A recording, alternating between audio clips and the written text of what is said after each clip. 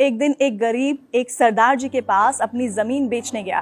बोला, सरदार जी मेरी 2 एकड़ जमीन आप रख लो। सरदार जी ने पूछा कि इसकी कीमत क्या लगाओगे? गरीब बोला 50,000 रुपए।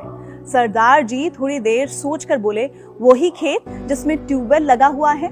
गरीब बोलता है, जी हाँ, आप मुझे 50,000 रुपए से कम भी दे दीजिए तो भी मैं जमीन आपको ही दे दूंगा। सरदार जी ने आंखें बंद की, 5 मिनट सोचकर बोले, नहीं, मैं उसकी कीमत 2 लाख रुपए दूंगा। गरीब बोला, पर मैं तो 50,000 मांग रहा हूँ, आप 2 लाख क्यों देना चाहते हैं? सरदार जी बोले, तुम जमीन क्यों बेच रहे हो? गरीब बोला, बेटी की शादी करनी है, इसीलिए मजबूरी में बेचना पड़ रहा है, पर आप 2 लाख क्यों दे रहे हैं? सरदार जी बोले, मुझे जमीन खरीदनी है, किसी की मजबूरी नहीं।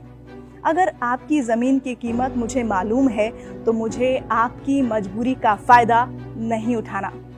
मेरा भगवान इससे कभी खुश नहीं होगा। ऐसी जमीन या ऐसी कोई भी चीज जो किसी की मजबूरियों को देख के खरीदी जाती है, वो जिंदगी में कभी भी सुख नहीं देती। आने वाली पीढ़ियां मिट जाती हैं। सरदार जी ने कहा कि मेरे मित्र, तुम खुशी खुशी अपनी बेटी की शादी की तैयारियां करो। 50,000 की व्यवस्था हम गांव वाले मिलकर कर देंगे। तेरी जमीन भी तेरी ही रहेगी। गरीब हाथ जोड़कर आंसू भरे हुई आंखों के साथ दुआएं देता हुआ चला गया।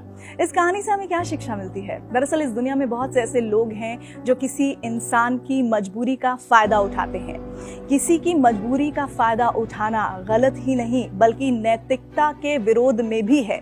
अगर कोई इंसान परेशान है, मजबूर है, तो हमें उसकी मजबूरी का लाभ उठाने के बजाय उस इंसान की मदद करनी चाहिए।